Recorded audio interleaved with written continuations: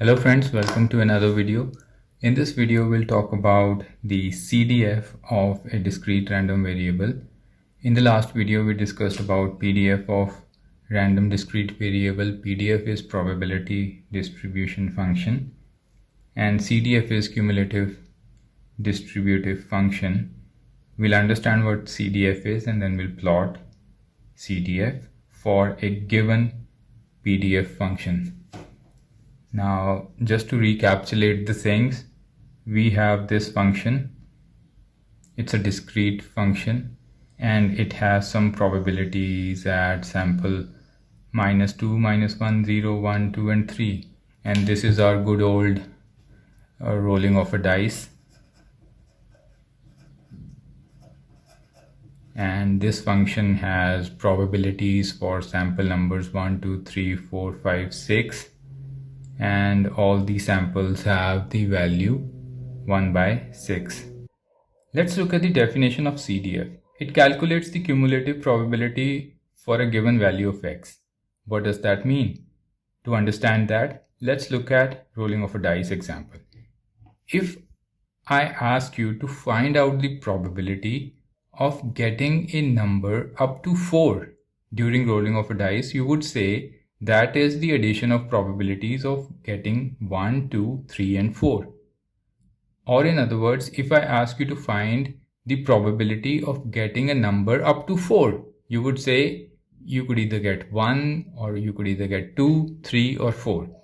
So CDF calculates the probability of all the values on the left hand side of x, and x is the point where we wish to calculate the CDF. So CDF is sum total or the cumulative or the addition of all the samples probabilities on the left hand side of x or the point of observation or calculation. If we were to calculate the CDF at point -2, so we'll add up the probabilities of all the samples on the left hand side of -2 including -2.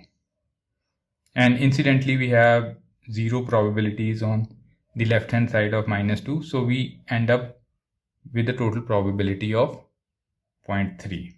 The total probability up to -1 is the probability of getting -2 also, -1 also, so adding up we get 0.5. And what will be the cumulative probability of 0? That would mean we would say that getting up to the sample of 0, we could encounter -2 also, which has some probability. We could encounter -1 also, which has some probability, and 0 has some probability. So we'll add all those and we get 0.65. And CDF for 1 is again adding 2.5 here. So we get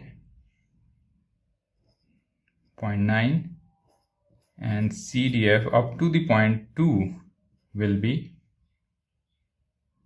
0.95, and this will be 1. Now let's calculate the CDF for an equally likely function. So CDF at 0 will be 0 because everything on the left hand side of 0 will be 0 including 0, which has a probability of 0. We start the function at discrete value of 1, which has the probability of 1 by 6. So probability of getting a number up to 2 is 1 by 6 plus 1 by 6. Probability of getting a number 3 up to a number 3 is 1 by 6 plus 1 by 6 plus 1 by 6. And similarly 4 is 4 by 6. Similarly 5 is 5 by 6. And 6 is 6 by 6. Now another important point is, if we calculate CDF after 3, that will always remain 1, because if we were to calculate the total probability of all the variables on the left hand side of 4, on the left hand side of 5, that will always remain 1, because the probabilities of 4 and 5 are although 0, but up to 4 is 1. So if somebody asks you to find out the probability of getting a number up to, let us say, 12 by rolling a dice, you would say this person does not know how many numbers are there on the dice, but still 1, 2, 3, 4, 5, 6 can come as a result during rolling of a dice. So you would add up all those 6 and you would say the probability is 1. So the maximum CDF value could be 1. Max value of CDF will be 1, and if we draw the graph for CDF, we know that CDF was 0 till 0.2. So when we got to -2 sample, we got a probability of 0.3, and it remained 0.3 up to -1, and the probability of -2 and -1 cumulatively gave me the value of 5. So at 1, the cumulative probability is 5. This is 3 and 5, and 0 gives me added probability of 6.5. So I get a jump and get to a value of 6.5. At 1, 2.5 again is added, so I get to 9. At 2, some value is added, 0.5, I get to 9.5, and at 3, I get to 1 with an addition of 0.5 probability, and this would continue forever. So left of -2 will have the probability 0.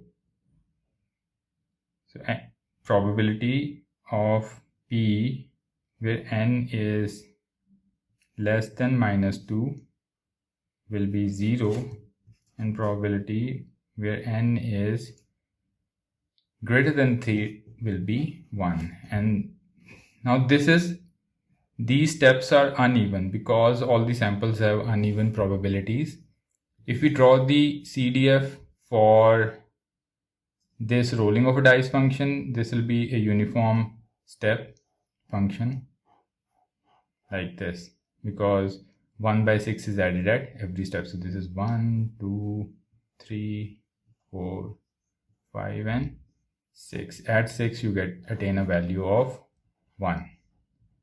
So at 6 the total probability of occurrence of all the events is 1. So that is the significance of CDF. That is how CDF graph is drawn. Another property of CDF is that it is a non-decreasing function. And for the valid values of samples, by valid values I mean for the samples for which the probability is given, it will increase, and after that it will stay at 1, and before the valid samples started to appear, the CDF will be 0. So it will start from 0, then it will start rising, and then it will stay constant at 1. So that is CDF for discrete random variables. In the next video, we'll talk about continuous random variable. We'll find out the probabilities in a continuous random variable, and then we'll draw the CDF for a continuous random variable. I hope you liked the video. If you did, give it a thumbs up. Consider subscribing. I'll see you around. Take care. Bye.